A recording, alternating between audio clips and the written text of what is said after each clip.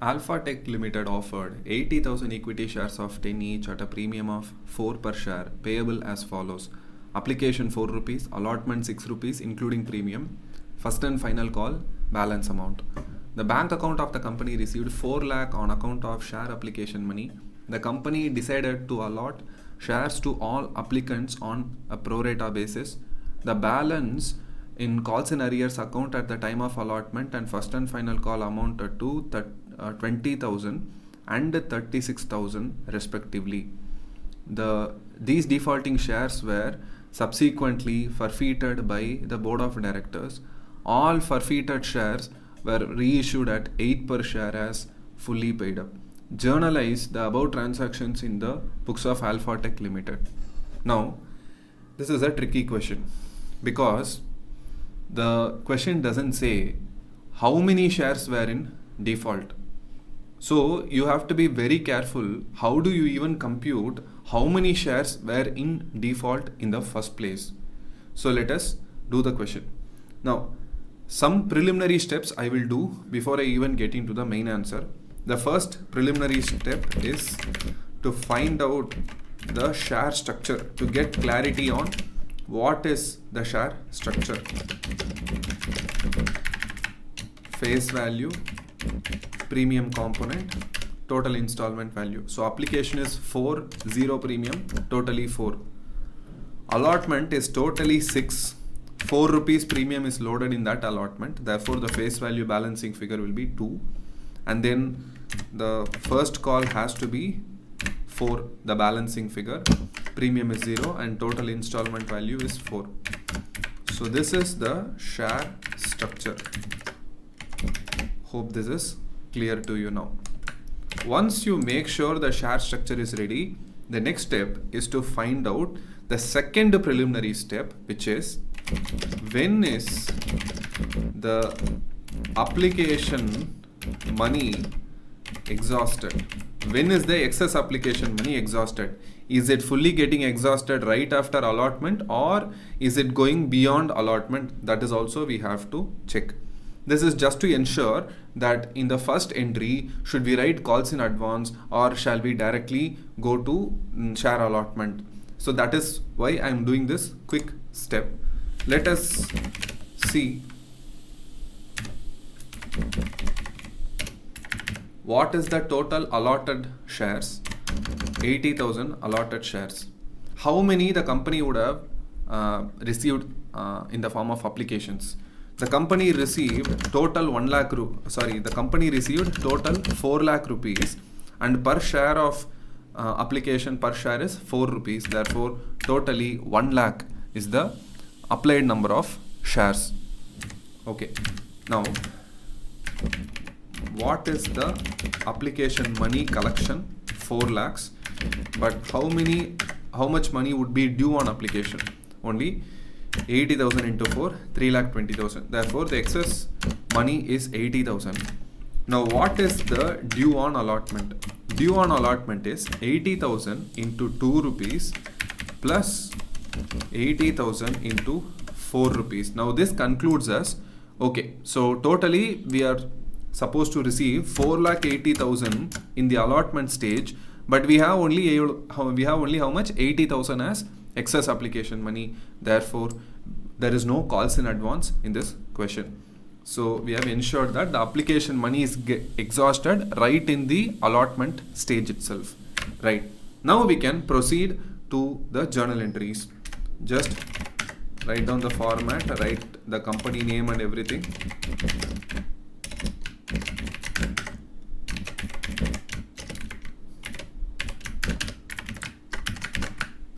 Just the format. I'm not going to write narration in this answer. So, but that doesn't exclude you from writing it in the main exam. Keep narration always in mind. Okay. The first journal entry will be bank account debit to share application. We'll quickly write the obvious entries, easy entries.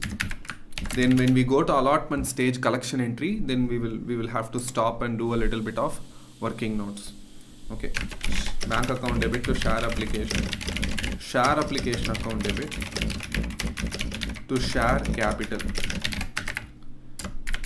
4 lakhs. Here share capital how much? 80,000 into 4.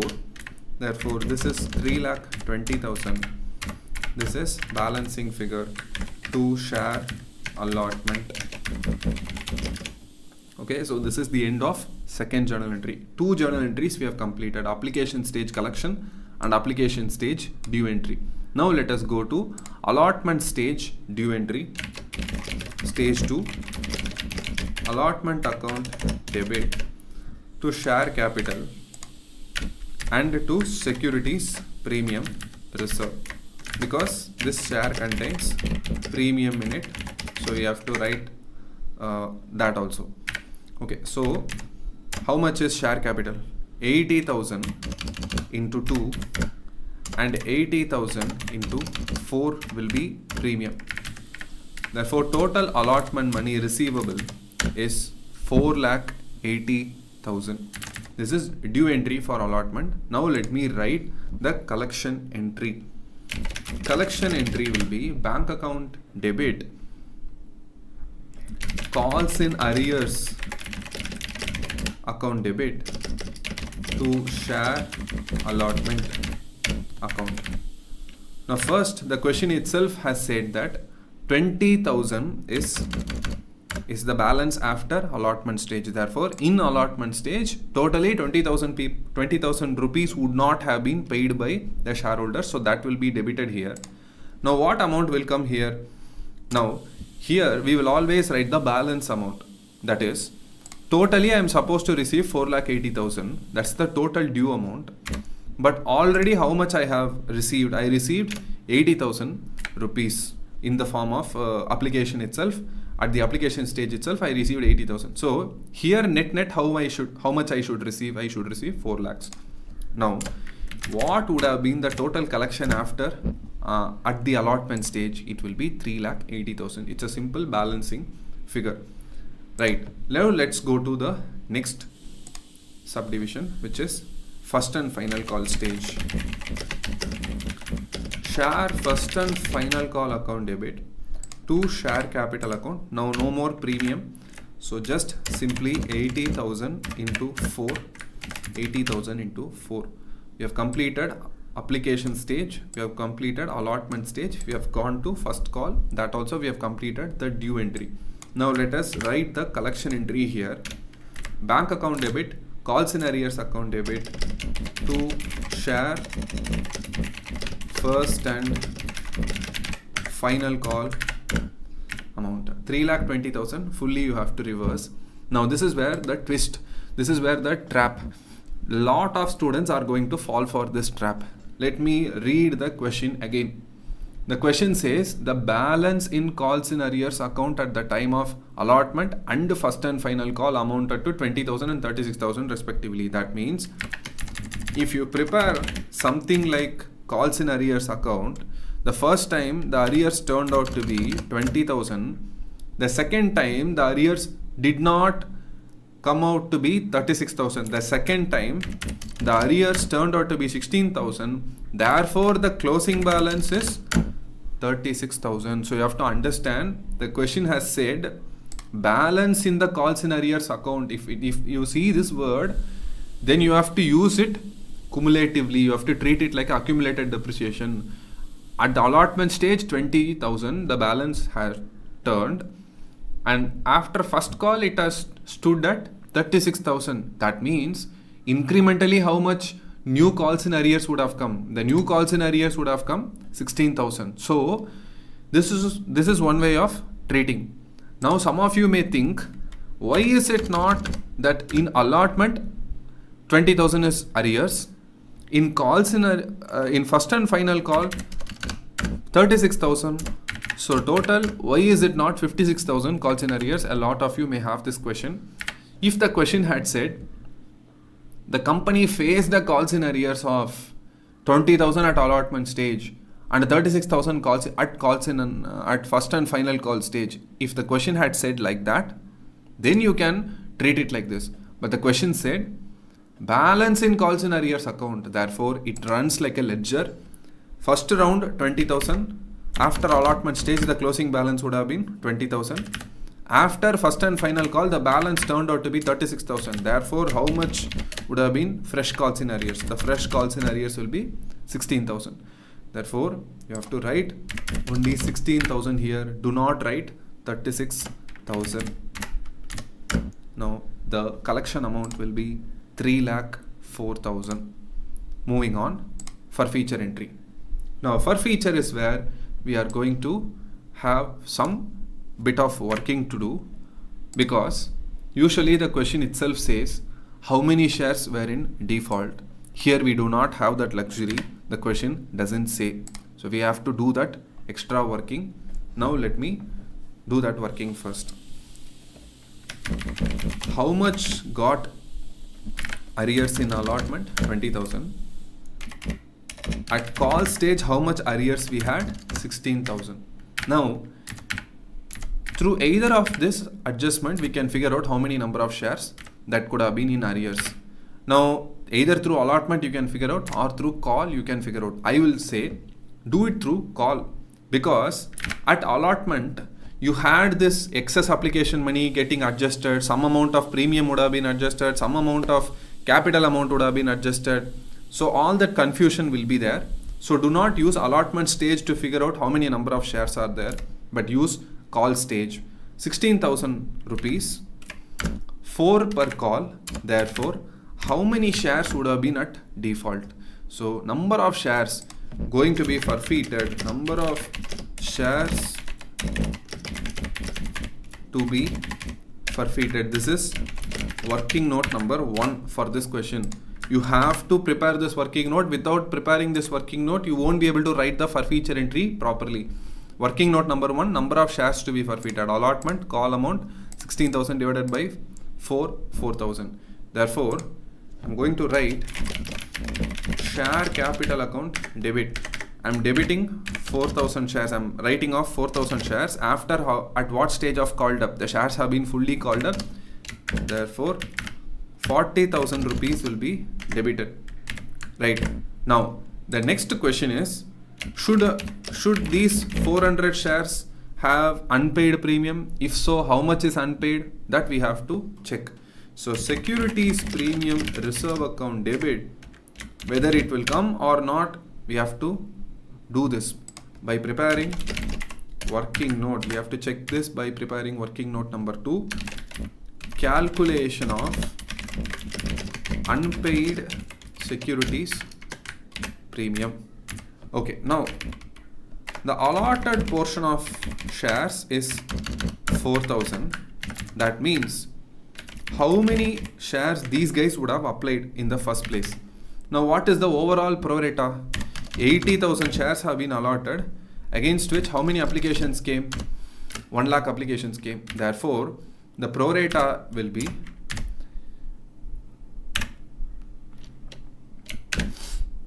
4,000 multiplied by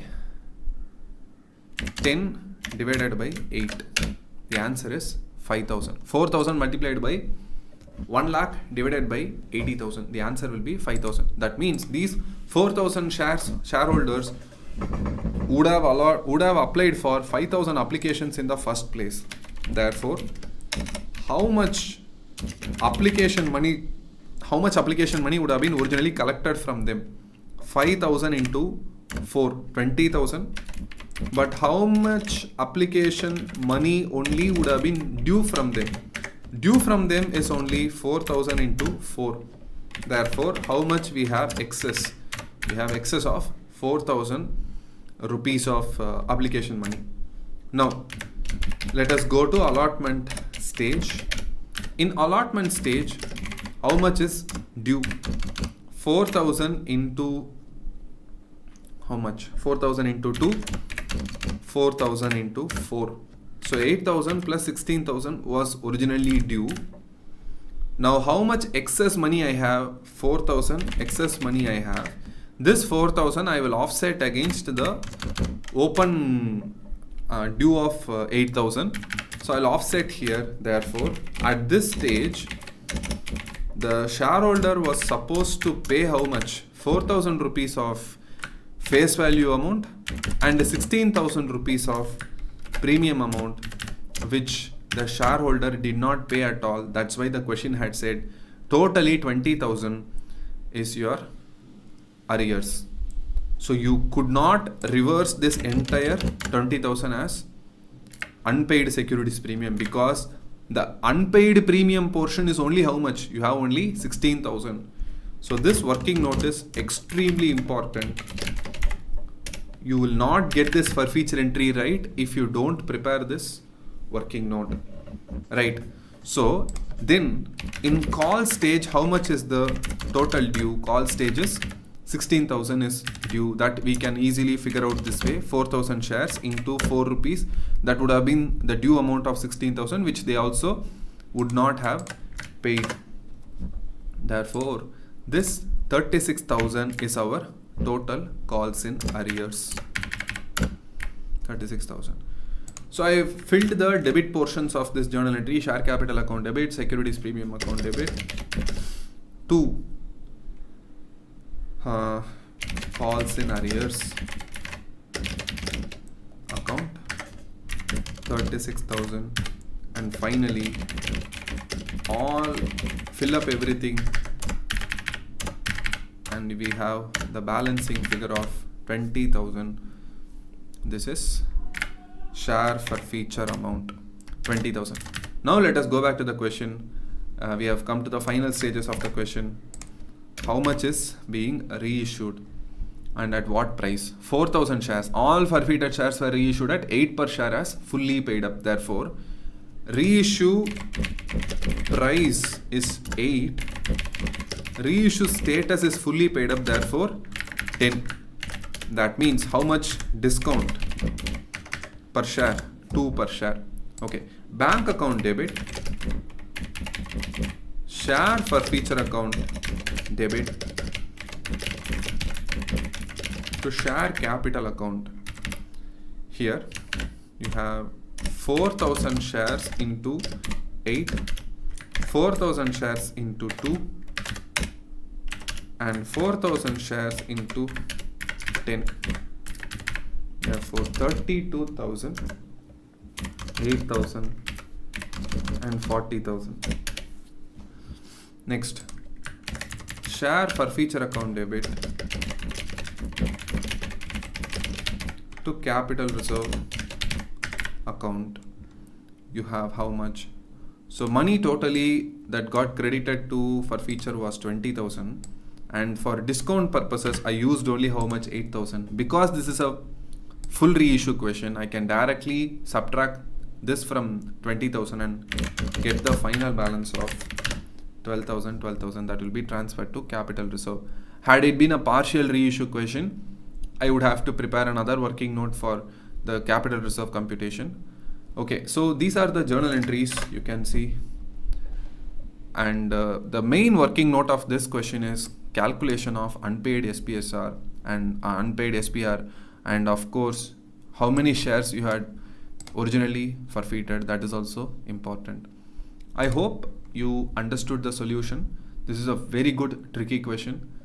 A lot of students are prone to make errors in this question. Therefore, I hope you got value out of this. I will see you in the next question. Thank you.